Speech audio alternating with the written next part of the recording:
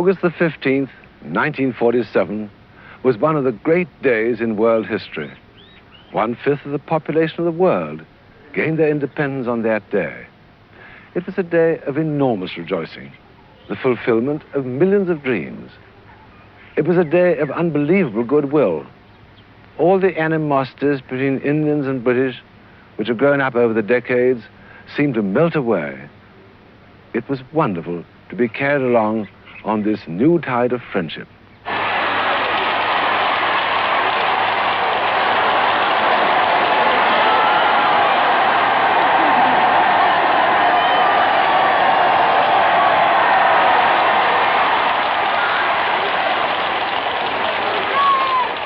The high drama of August the 15th, the day of Indian independence, began for Mountbatten at the very opening of the day.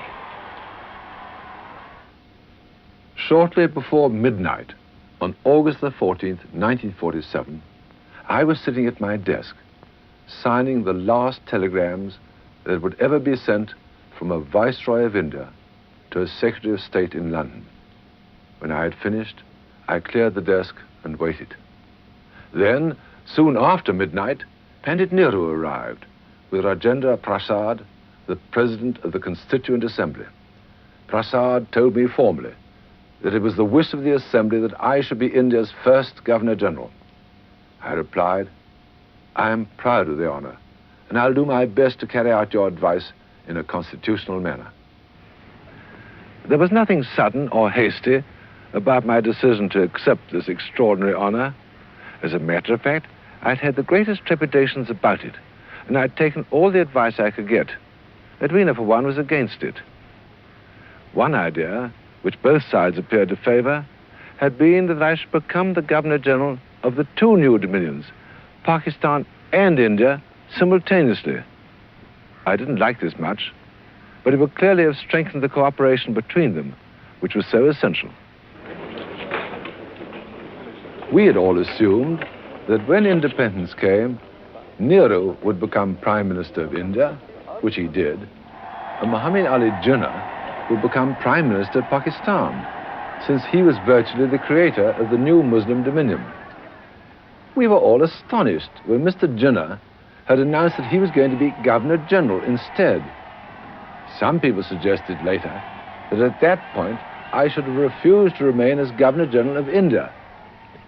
But almost in the same breath as telling me that he would become the Governor-General of Pakistan, Mr. Jinnah said he particularly hoped that I would accept the Governor-Generalship of India. So what finally decided me to accept the invitation to become the Governor-General of India after partition was the clearly stated general view that I could best help the Indian subcontinent as a whole by so doing. At 8:30 a.m. on August the 15th, Mountbatten was sworn in as the first constitutional head of the new India. Then, in turn, he swore in the members of his government. The next act in a day of tumultuous excitement was an address to the Constituent Assembly. Then a drive back to Government House amid delirious crowds.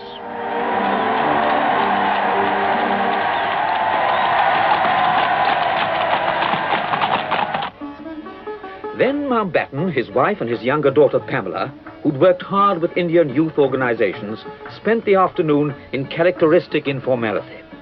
They mingled with 5,000 schoolchildren, celebrating the day with India's traditional amusements. It was such gestures as these that caused so many Indians to regard the Mountbattens as their friends. In that respect, they counted for more than ceremonies, such as the unfurling of India's flag which followed, or parades, or the great state banquet that evening. August the 15th, in Delhi and all over India, was a day of rejoicing. August the 15th was Independence Day. It was also the day of partition.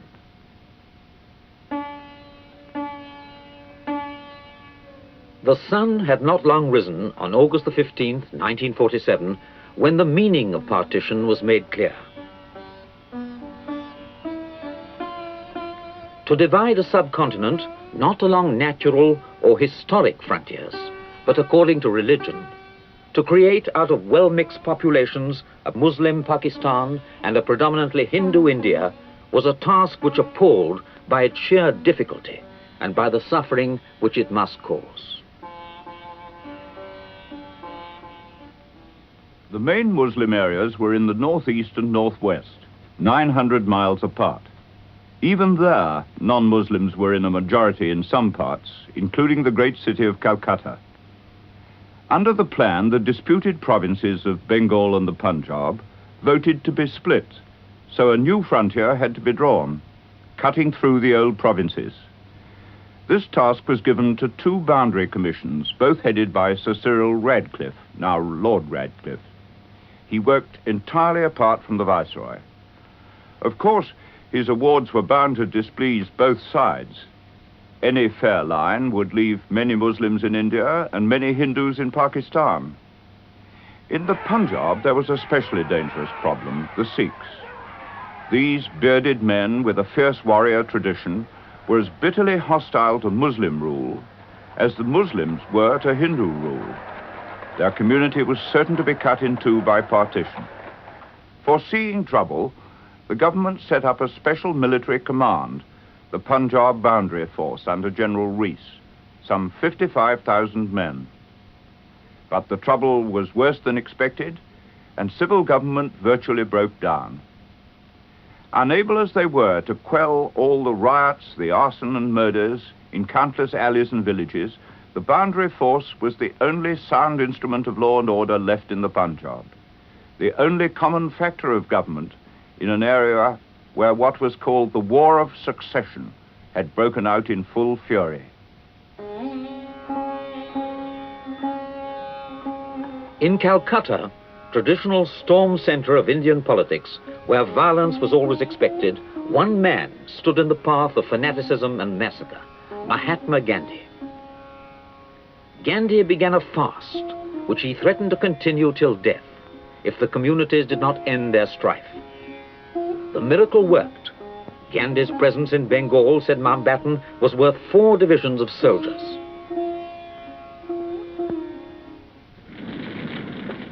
In the Punjab, the story was sadly different. There, despite all the efforts of the boundary force and men of goodwill of all races, massacres of Hindus by Muslims, Muslims by Hindus, generally headed by the warrior caste of Sikhs, were producing horrible loss of life and dreadful destruction. They produced also a new problem, born of fear, the refugees.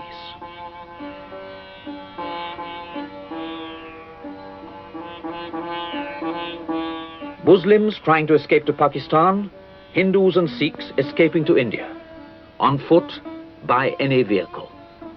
All of them natural objects of attack and plunder. By August the 27th, Mountbatten calculated that some 10 million people were on the move.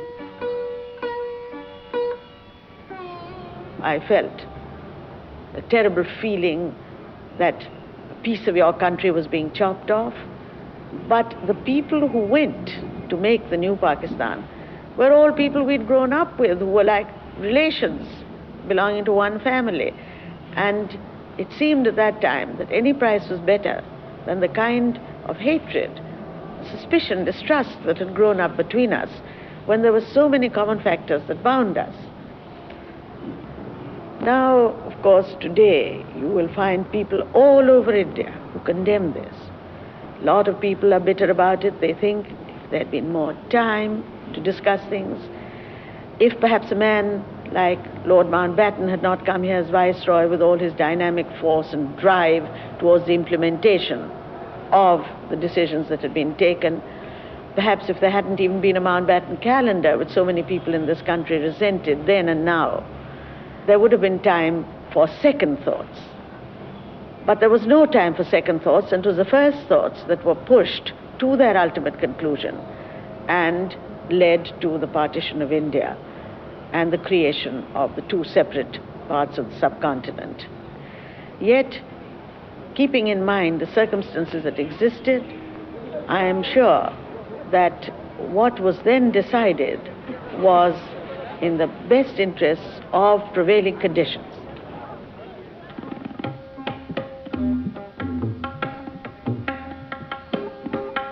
By the beginning of September, the crisis in the Punjab had become acute. Delhi, India's capital, all too close to the region of disturbance, was almost in a state of siege. Mountbatten was in Simla. He received a telephone call urging him to return to Delhi. Prompted by Mountbatten, the Indian government, headed by Pandit Nehru and Sardar Vallabhbhai Patel, set up an emergency committee. It was unanimously decided to invite Mountbatten to be its chairman. Once again, I had my doubts. I was being asked, within 3 weeks of the transfer of power, to assume more direct power as Constitutional Governor-General than any viceroy had ever wielded. I could see the dangers in this, the danger of my motives being misinterpreted if I accepted, and the even more serious danger that the new Indian government might undermine its own authority by delegating in this way. But Nehru and Patel were sure they wanted me. And in the tragic atmosphere of the time, I simply couldn't say no. It was a terrible situation. The very existence of the new dominion seemed to be at stake. The refugee problem was out of all control. There was a serious food shortage, a complication never far off in Indian crises. And of course, there was the danger of epidemics. It would have seemed sheer carelessness not to do all I could.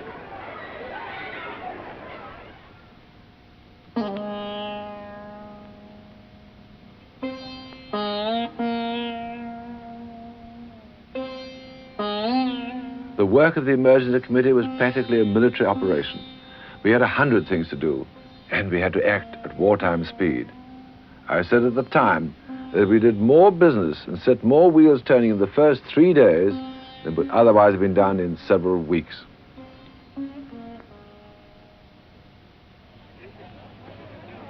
Once more, in a time of danger and difficulty, Mountbatten found at his side an incalculable support.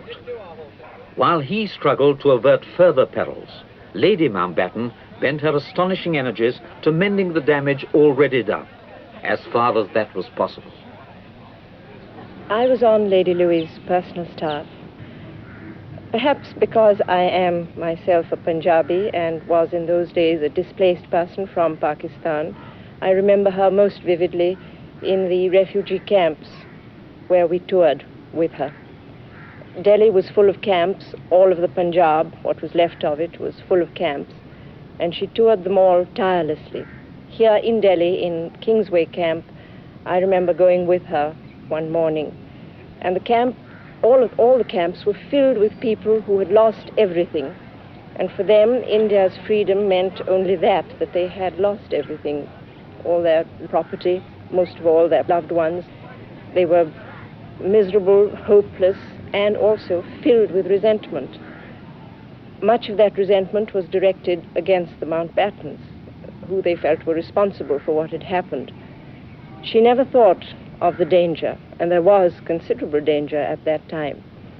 When we entered the camp, you could almost feel the resentment seething round us.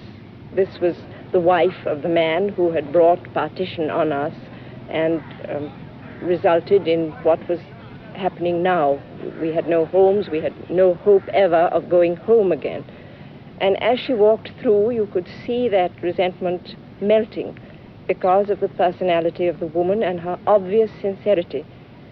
She would talk to each of the women, she would pick up hundreds of dirty babies, she would pat the old men on the back, and there was never any trace of sentimentality.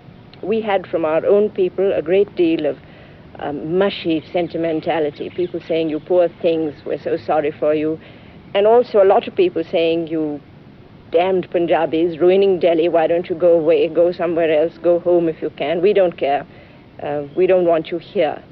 And Lady Mountbatten always gave us the feeling that here was a woman who cared, who understood the problem, and wasn't going to waste time being sloppy or sentimental about it, but was going to do something, do her best.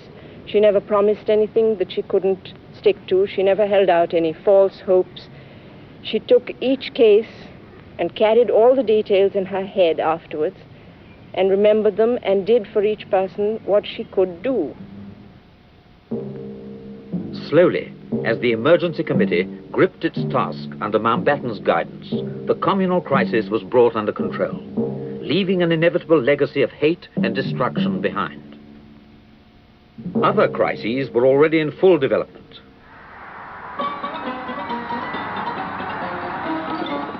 It had been one of my tasks to try to settle the future of the Indian princes, well over 500 of them. In theory, they too would have achieved independence on August the 15th, but that would have been both absurd and disastrous. To my great satisfaction, all but 3 had accepted my advice to accede to one or other of the new dominions.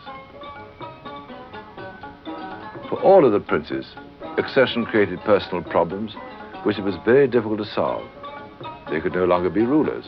What could they be? I did my best to help them as much as I could. One had a fairly good understanding of Congress party policy, and the Congress party was going to make the government.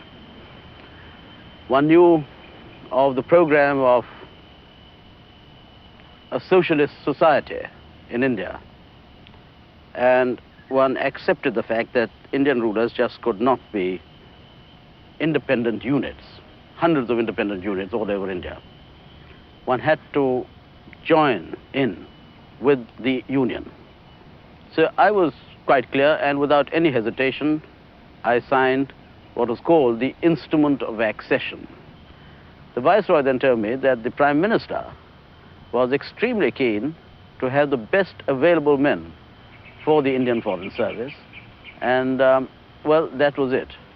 I set about, got to know what was happening, applied, was called for an interview, and by June 48, I got the letter of appointment. And it's interesting to note that through Lord Mountbatten, or as a result of his advice, about 5 or 6 Indian rulers joined the Indian Foreign Service. After the merger of the states, one really found oneself with very little to do, because as you can imagine, when my husband was the Maharaj of Jaipur, we had quite a lot of responsibilities, and we could help the people of our state. And after states were merged without any power or any say in matters, there was really not much to do. And that's why I thought that as I had an interest in the people, I should do something for them. And I realized that in social welfare you can serve just a few people. So I thought that it would be best to go into politics and represent the people in Parliament, bring their problems to the House, the lower house in Delhi, so they could be discussed and maybe something could be done about them. And my husband also wanted to serve the country, and so he asked if he could go into the diplomatic service, and they accepted him, and he's now ambassador in Spain. All the Indian princes, whose whole way of life, their power, their status, their fortune, their traditions were at stake, had had to make difficult decisions. Most of them, like the Maharaja and Maharani of Jaipur, had made their adjustments. But there were 3 states which had not acceded either to India or Pakistan, and which gave us all enormous trouble: Junagadh, Hyderabad, and Kashmir. Kashmir was a predominantly Muslim state with a Hindu ruler who simply could not make up his mind how to act. He didn't want to subject himself to Muslim Pakistan, but he was afraid of losing his ruling powers in democratic India. So despite my repeated urging, he let things slide. At first, the Indian government didn't particularly mind which dominion Kashmir acceded to, but then things hotted up. On October the 24th, Muslim tribesmen from Pakistan entered Kashmir and marched on Srinagar, the capital. 3 days later, Indian troops were flown in. We had to act fast because winter was coming on, but I had argued strongly that Kashmir must first accede since otherwise this action by India would be illegal. In a panic, the Maharaja agreed, just in time. But from the moment Indian troops arrived, tempers in Pakistan and in India became steadily worse. There seemed to be no meeting of minds at any point on Kashmir. Normally reasonable men ceased to be reasonable on this issue. The result was a running sore, a permanent, disastrous quarrel between India and Pakistan. This was terribly disappointing to me, as I felt particularly responsible for all matters affecting the princes. Yet I don't easily see what more I could have done.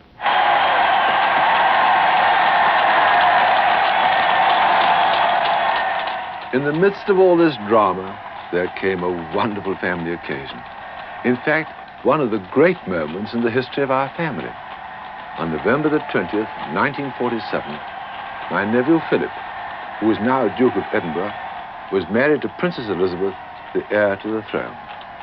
I wasn't sure whether I'd even be able to attend the wedding, but the Indian government said that if I didn't, that would make the atmosphere of crisis in India even worse.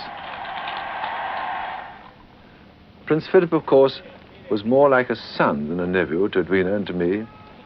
I'd been very pleased to see how well he was doing in the Navy. I firmly believed that a naval training was the best possible training for royal duties which he would now have to perform. Princess Elizabeth herself was very close to our family. In age, she comes just in between our own two daughters, Patricia and Pamela. So I had watched her grow up. I had always been extremely fond of her, and our relationship became steadily closer.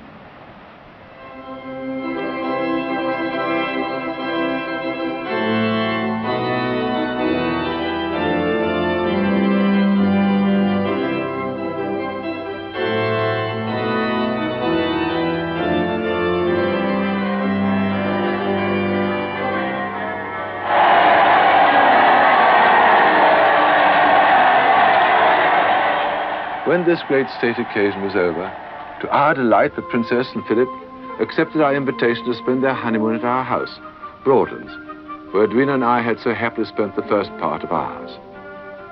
For most people in Britain, the royal wedding provided a marvelous and cheering splash of colour in the midst of austerity. But by now, I was back in India, where the crisis atmosphere was still intense.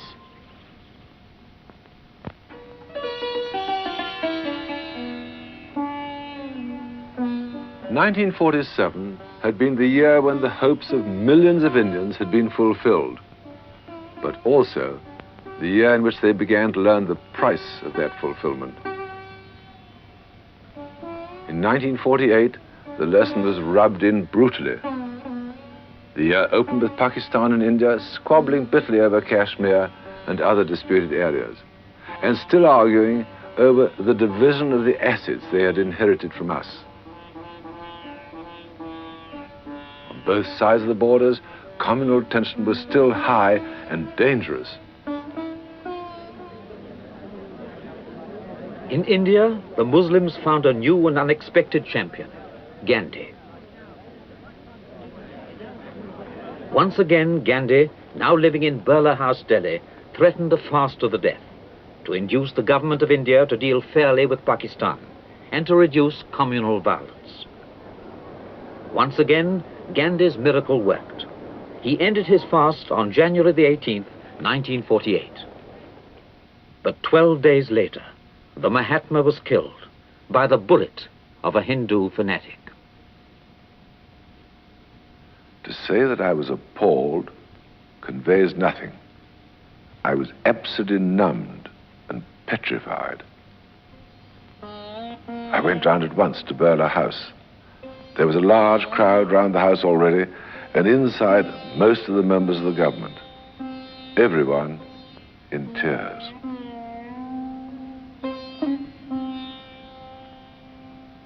Gandhi looked very peaceful in death, but I dreaded what his death might bring.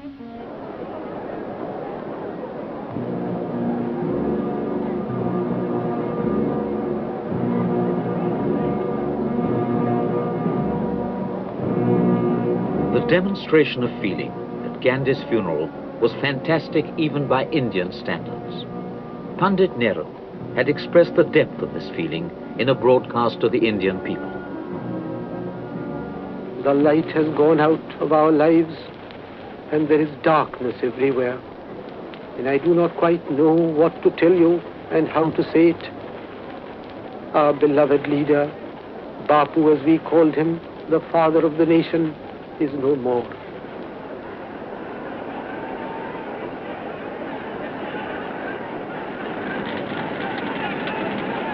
When Gandhi's body reached the burning ground beside the river Jamna, an enormous crowd thronged around the bier, creating such pressure that for a time it appeared that Mountbatten and all the other dignitaries might even be thrust into the flames. "We must all sit down," said Mountbatten. Everyone sat down, and so held back the weeping, hysterical crowd.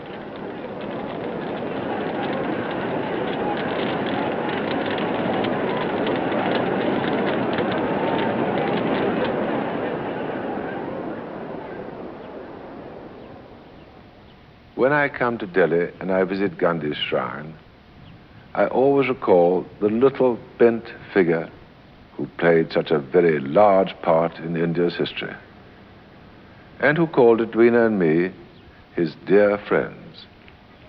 Without that friendship, I could never have carried out my task. He dedicated himself to two things: Indian independence and Indian unity. It was a sad time for Gandhi when he found that he could only have independence at the price of unity. But he never stopped praying and working for unity. I remember on the day he was assassinated, as I went into the house in which his body was lying, someone in the crowd shouted out, "It was a Muslim who did it." I turned immediately and said, "You fool, don't you know it was a Hindu?" Of course, I didn't know. No one knew at that stage. But I did know this: if it was a Muslim, we were lost. There would be civil war without fail. Thank God it wasn't. It turned out to be a Hindu extremist. And what terrified me most was the thought that they might strike again at Nehru or Patel. There'd been a growing coolness between these two great men. I took the opportunity, then and there, in front of Gandhi's body, of bringing them together again, as he would have wished. They embraced each other in tears. I felt this act was a symbol of Gandhi's power even after death. India, for which he'd striven so hard, held one more disappointment for Mountbatten. Hyderabad, largest of the princely states, contained a population of 17 millions, 85% of them Hindu, and lay in the midst of Hindu India. But the Nizam of Hyderabad was a Muslim, influenced by religious extremists. His British constitutional advisor, Sir Walter Monckton, tried to persuade him that the future of Hyderabad could only lie with India. But the Nizam could not bring himself to accept this. Indian patience wore thin, and Mountbatten sensed the possibility of another tragedy. Then at last, to his delight, Monckton told him that Hyderabad was prepared to put forward more reasonable proposals. The question was, would India accept them now? When I went to say goodbye to Sardar Patel, minister in charge of the states, he made a wonderful gesture. He said I could ask him for anything it was in his power to give me. So I pulled out the latest Hyderabad proposals and I asked him to initial them. He was very shaken, but he stuck to his promise. So here was settlement at last. The Nizam's own proposals agreed to by India. Walter Monckton was absolutely astounded and delighted. But when he took them back to Hyderabad, the Muslim extremists now rejected them, their own proposals. Later, after I had gone, the situation deteriorated to the point where India actually invaded Hyderabad. Fortunately, there was almost no bloodshed. But I discovered that there were people who blamed me for this sad event. I found that most unfair. after all I had done to avoid such a thing happening.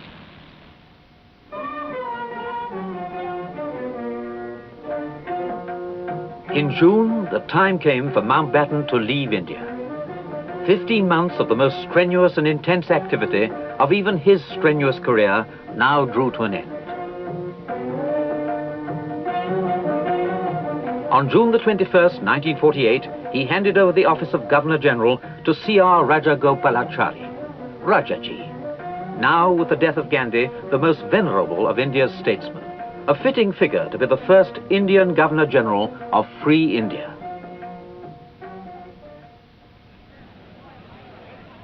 The friendship and mutual respect of India's first Governor-General and India's first Indian Governor-General remains as strong as ever, now in 1967. And this affection includes all the Mountbatten family.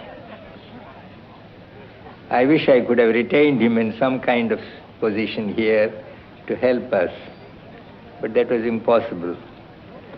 Therefore, when I took over, there was no anxiety, no exhilaration, but a slight sense of sadness at parting with friends. Let me tell you that Lord Mountbatten has done as historic and great a service when leaving as when Clive did when he brought India into the British Empire.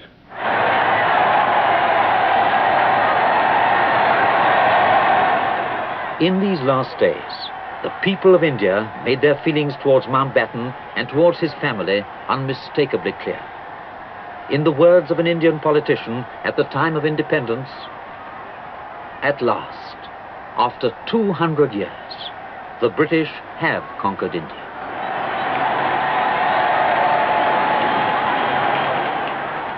The Mountbattens came to India at a difficult moment, and they had nothing very much in their favor. But from the very minute they arrived, they were able to create a bond between themselves and the Indian people. And I think it was not only their undoubted charm, the magnetism of their personalities, but also the fact that they were so deeply and genuinely concerned with India and what happened to India. And this is not something you can put on. People realize that. And they met the Mountbattens halfway. And as for Edwina, she is never going to be forgotten. Of course, Lord Mountbatten himself is a very dynamic character. He brings to every task an energy which I don't think exists in any other human being in the world. I think my brother Nehru had some of it. But I really haven't seen many people like that. And he brought to the task of discussion and of implementation of those discussions an energy which was almost superhuman. And again, behind that energy was his deep concern and genuine concern for friendship between the country he represented and the country to which he had come. Sitting here in my father's study, which we have preserved exactly as he left it, I'm naturally reminded of the many hours he spent here and the many difficult problems which he had to face, especially in those early days in 1947 and 48. India was partitioned, an old country had to make a new life. We had to reorganize our civil services, our armed forces. We had to establish relationships with other countries. So much new had to be done. And all these problems were not easy for those who had spent their lives in prison and lived an entirely different type of life. I know how much it meant to my father to have Lord Mountbatten here. And I think I can describe his stay here in no better words than those used by my father himself at the banquet given to the Mountbattens just before they left us in June 1948. My father said, "You came here, sir, with a high reputation, but many a reputation has foundered in India. You lived here during a period of great difficulty and crisis, and yet your reputation has not foundered. That is a remarkable feat. Many of us who came in contact with you from day to day in these days of crisis learned much from you. We gathered confidence when sometimes we were rather shaken. And I have no doubt that the many lessons we have learned from you will endure and will help us in our work in the future.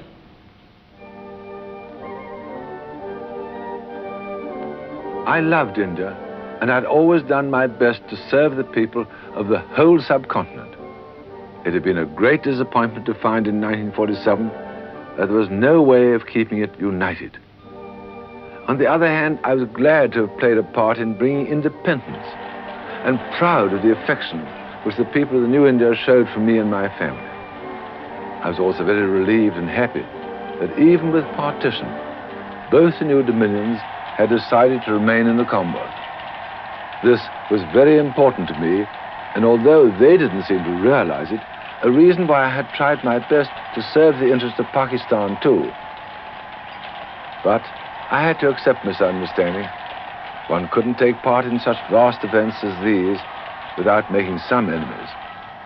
But I could look into my own conscience without dismay. From first to last, I had done my utmost to serve the true interests of Britain and India, the whole of India. Lord Mountbatten's mission was accomplished. He had handed over power constitutionally under a system agreed by Indians themselves. 2 new dominions stayed in the Commonwealth, with goodwill, not hatred, towards the British. Throughout, he had the stalwart support of the Prime Minister who had chosen him and framed the policy of Indian independence, Mr. Attlee. Although the Conservative opposition approved the plan for the transfer of power, some of them, like Mr. Churchill, had second thoughts when they saw what violence followed in India and Pakistan. Indeed, the bloodshed and suffering caused by the partition were terrible. But they must be put in the scale of history.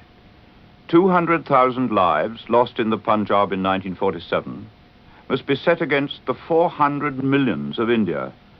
The worst legacy was the bitterness left between India and Pakistan. If Lord Mountbatten's hopes that they would settle down to work together as friends had been fulfilled, far more suffering would have been spared their people than was caused by partition itself. When my father-in-law came back from India, the whole family was there to meet him, and so was Mr. Attlee. It wasn't very long after this that Lord Mountbatten became aware that in certain circles he had made himself extremely unpopular. The partition troubles and the loss of life which resulted from them had been wildly distorted in some parts of the press, and he was blamed for what had happened. In particular, some conservatives, who had begun by congratulating him, now turned against him and accused him of breaking up the empire. He found that some old friends were avoiding him, and the whole family was affected by this spitefulness, as I discovered personally. Perhaps the most hurtful thing was that his friend, Sir Winston Churchill, whom he had known and revered all his life, now refused to speak to him. It was a bad time for my father-in-law, although he would try to brush it all aside and say, history will be the judge. But the atmosphere was not a happy one for doing what he was absolutely determined to do, starting all over again in the Navy. He had extracted a promise from the Prime Minister and the Admiralty, even before he went to India, that he'd be allowed to do this. So now, in October 1948, he reverted to his substantive rank of Rear Admiral and went to command the 1st Cruiser Squadron in Malta. There are a lot of people who would have liked nothing better than to see him taken down a peg or two. Mountbatten was 48 years old. In the little island of Malta, the ex-Supremo, ex-Viceroy, ex-Governor-General ranked 13th in the order of social precedence. In the Mediterranean fleet, he was under the command of officers who'd served under him in Southeast Asia. He thought this was a very good thing. I'd noticed a tendency in some eminent people to megalomania. There's a saying, power corrupts, and absolute power corrupts absolutely. Well, very few people argued with me when I was Supreme Commander. And when I was Viceroy, more and more people kept telling me I was always right. I'd begun to believe it. And I recognized this as a symptom of megalomania in myself. and this disturbed me. I decided the only thing to do about it was precisely this process of stepping down to a position where I could get my backside kicked again. The Navy is a jealous service, proud of its own proficiency, demanding dedication from those who serve it.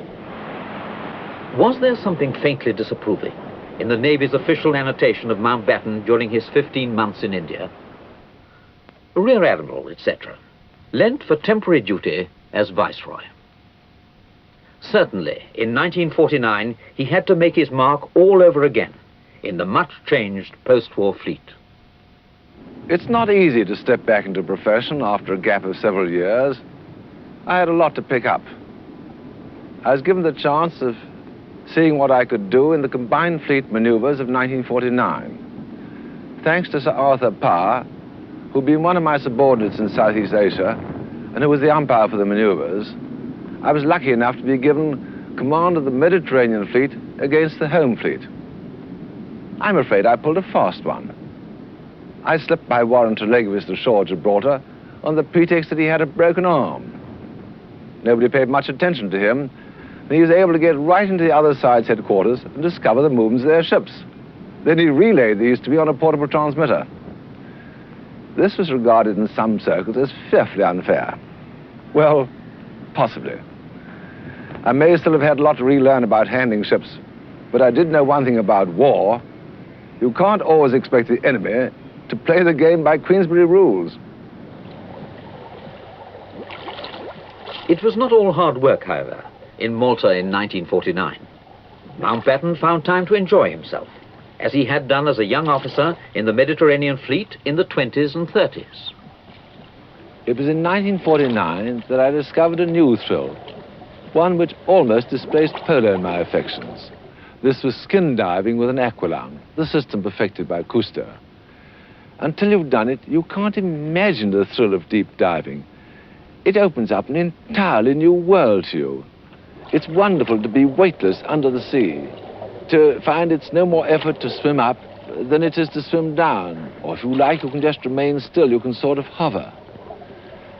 You see fish that you've never met in your life. For the first time, you see a big octopus, or a shark, or a large stingray, or any other creature deep face to face. It's wildly exciting. Or you can float out in the sea over the edge of a precipice. It's a wonderful sensation. Then you look down and you see the new bottom way down below you. And if you feel like it, why, you plunge right down to the new bottom.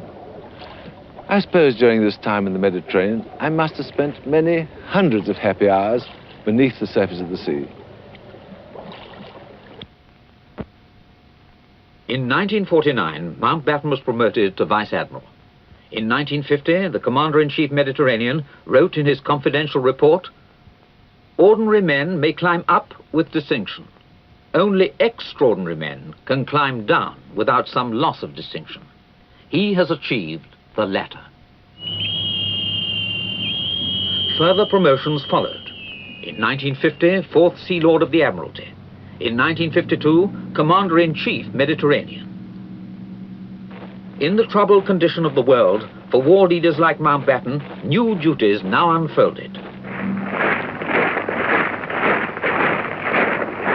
At the end of the Second World War, the victorious Red Armies stood in the heart of Europe. The Soviet Union annexed whole countries and provinces, amounting to over 200,000 square miles and containing nearly 25 million people. Eastern Europe, with another 87 million people, fell under Soviet domination. The aggressive expansion of the Soviet Union posed a clear threat to the Western democracies and to the ideals for which they had fought the war. In February 1948, a communist coup brought Czechoslovakia into the Soviet orbit. In July, the Russians began the Berlin blockade, which was only defeated by a massive airlift. Alarmed and angry, the democracies took action.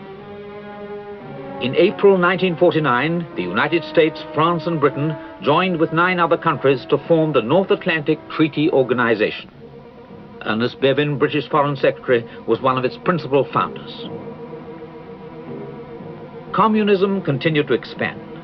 the People's Republic of China was proclaimed in October 1949. In June 1950, Communist North Korea invaded the South. The United Nations acted swiftly in Korea. A UN force was formed, with General Douglas MacArthur as Supreme Commander. But for a long time, his troops had a hard struggle against the initial advantages won by the Communists.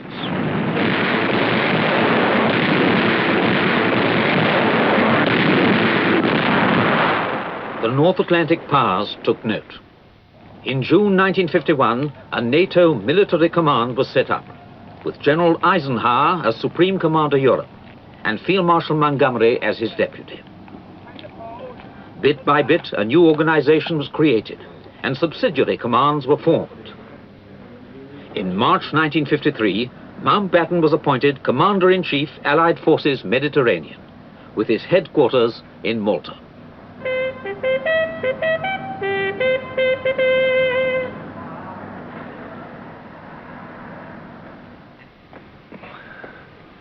It's hard to recall the tense atmosphere of the period when I was living here at Admiralty House.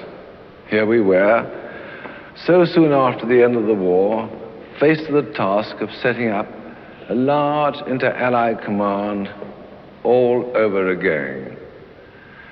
Every command in NATO had intractable problems, and mine was certainly no exception. I had to coordinate the work of 6 navies, 6 very different and outwardly ill-assorted navies at that. Officers and men speaking 5 different languages had to learn to get on and work together. Frenchmen, Italians, Greeks, and Turks came to Malta to work with us, and I also had some Americans in the command. Our task was to guard against a possible Soviet threat to sea communications through the Mediterranean. I deliberately kept my Allied headquarters small. It worked very efficiently, and there were surprisingly few conflicts between national policy and NATO policy. The most difficult thing, of course, was to devise systems of training and operations which would hold good for all contingents, no matter what their language and customs might be. This, too, we managed to achieve.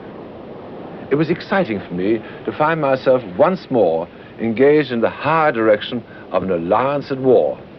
Fortunately, this time it remained a Cold War. General Ridgway had taken over as Supreme Allied Commander in Europe from General Eisenhower when I took up my command. Ridgway was an inspiring leader who greatly enhanced his World War II reputation in Korea. I also worked closely with my colleague, Admiral Carney, NATO Commander-in-Chief, Southern Europe. Our relations were always excellent. In the 1950s, the armed strength of NATO was the West's only defense and only hope if the Cold War turned into the real thing. Thank God it didn't.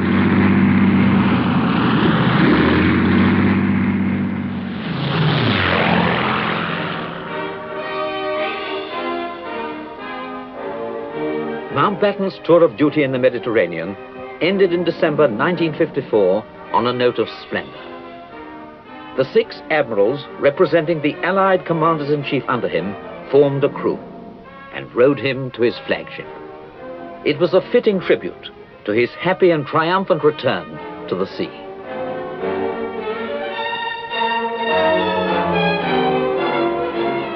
These had been satisfying years. I'd always enjoyed serving in the Mediterranean.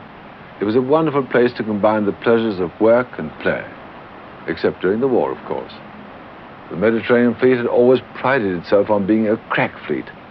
It had been that in my father's day, and it had won great renown under Sir Andrew Cunningham in the war. I think I can say that I left it as efficient as it had ever been.